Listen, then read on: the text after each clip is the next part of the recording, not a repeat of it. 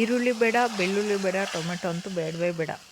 ತೊಗರಿಬೇಳೆನೂ ಹಾಕಿದಿರ ದೇವಸ್ಥಾನಗಳಲ್ಲಿ ಹಬ್ಬಗಳಲ್ಲಿ ಮಾಡೋವಂಥ ಸೌತೆಕಾಯಿ ಹುಳಿ ಹೇಗೆ ಮಾಡೋದು ಅಂತ ವಿಡಿಯೋದಲ್ಲಿ ನೋಡೋಣ. ಹುಳಿ ಉಪ್ಪು ಖಾರ ಜೋರಾಗಿಟ್ಟು ತುಂಬಾ ರುಚಿಯಾಗಿರುತ್ತೆ. ಇದು ಕೋಕೋನಟ್ ಬೇಸ್, ಒಂದು ತೆಂಗಿನಕಾಯಿಯನ್ನು ಉಪಯೋಗಿಸಿ ಮಾಡುವಂಥ ಸಾಂಬಾರು ತುಂಬಾ ಚೆನ್ನಾಗಿರುತ್ತೆ. ದೇವಸ್ಥಾನಗಳಲ್ಲಿ ನೀವು ಪ್ರಸಾದವಾಗಿ ಕೂಡ ತಿಂದಿರ್ತೀರ. ಮಂಗಳೂರಲ್ಲೆಲ್ಲ ಮಾಡೋವಂಥ ಸಾಂಬಾರು ರೆಸಿಪಿ. ಇದು ಕೊಂಕಣಿ ಡಿಶ್ಶು. ನೋಡೋಣ ಹೇಗೆ ಮಾಡೋದಂತ. ಆದರೆ ಆ್ಯಶ್ ಗಾರ್ಡ್ ಯೂಸ್ ಮಾಡಿ ಮಾಡ್ತಾರೆ, ಬೂದುಗುಂಬಳಕಾಯಿನ ಯೂಸ್ ಮಾಡಿ ಈ ಸಾಂಬಾರನ್ನು ಮಾಡ್ತಾರೆ, ಅಥವಾ ನಾವು ಮಂಗಳೂರು ಸೌತೆಕಾಯಿ ಯೂಸ್ ಮಾಡಿ ಕೂಡ ಮಾಡಬಹುದು. ಕೆಲವೊಂದು ತರಕಾರಿಗಳನ್ನು ಕೂಡ ಯೂಸ್ ಮಾಡಿ ಕೂಡ ಈ ಸಾಂಬಾರು ಮಾಡಬಹುದು. ಹೇಗೆ ಮಾಡೋದು ಅಂತ ನಾನು ಈ ವಿಡಿಯೋದಲ್ಲಿ ಶೇರ್ ಮಾಡ್ತೀನಿ. ಹಾಯ್ ಫ್ರೆಂಡ್ಸ್, ನಮಸ್ತೆ, welcome to our channel simple cook with ರಾಜಿ.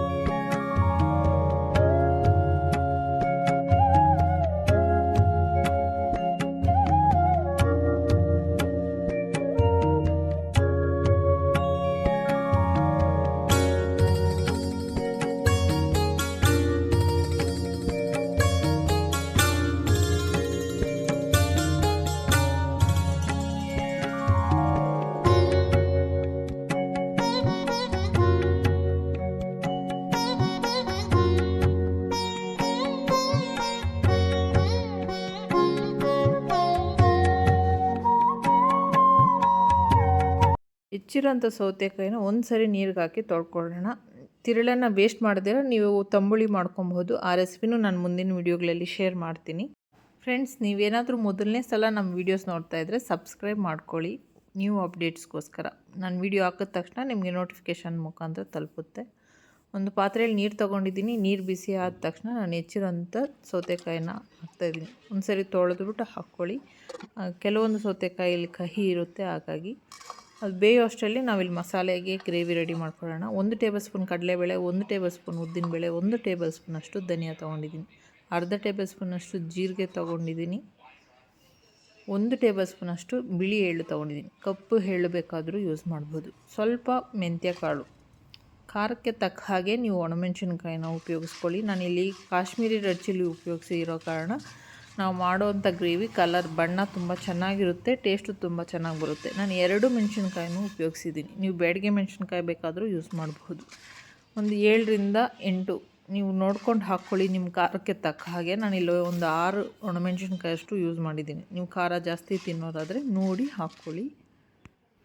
ಹಸಿ ಕಾಯಿ ತುರಿ, 1 ಚಿಪ್ಪಷ್ಟು ಕಾಯಿ ತುರಿ ಹಾಕಿದ್ದೀನಿ. ಸ್ವಲ್ಪ ಅರಿಶಿನ ಹಾಕಿ ಹುರ್ಕೊಳ್ತೀನಿ. ಕೆಂಪು ಬಣ್ಣ ಬರೋವರೆಗೂ ಲೋ ಫ್ಲೇಮಲ್ಲೇ ಹುರ್ಕೊಳ್ಳಿ. ಆಗ ಒಳ್ಳೆ ಬಣ್ಣ ಮತ್ತು ರುಚಿ ಬರುತ್ತೆ ಸಾರಿಗೆ.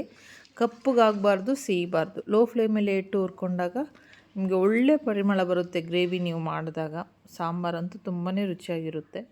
ತಣ್ಣಗಾದಮೇಲೆ ನಾನು ರುಬ್ಬೋದಕ್ಕೆ ಮಿಕ್ಸಿ ಜಾರ್ಗೆ ಹಾಕ್ಕೊಳ್ತಾ ಇದ್ದೀನಿ.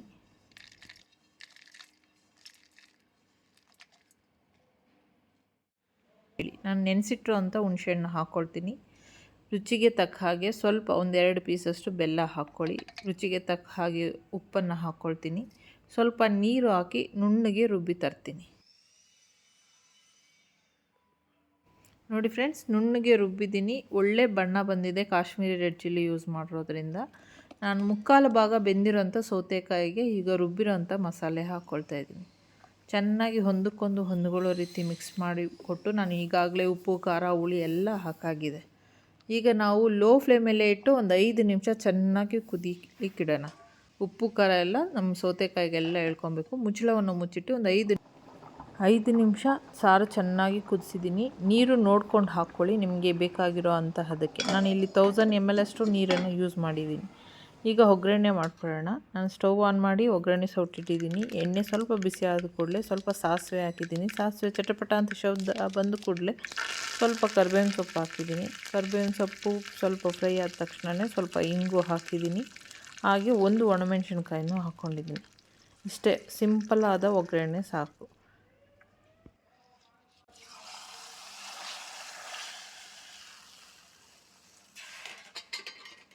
ಎಕ್ಸಲೆಂಟಾದ ಮಂಗಳೂರು ಕುಕ್ಕುಂಬರ್ ಸಾಂಬಾರು ಅಂತಿರೋ ಅಥವಾ ಪುಳಿ ಕೊಡೆಲ್ ಅಂತಿರೋ ಅಥವಾ ಸೌತೆಕಾಯಿ ಹುಳಿ ಅಂತಿರೋ ಅನ್ನದ ಜೊತೆ ತುಂಬಾ ರುಚಿಯಾಗಿರುತ್ತೆ.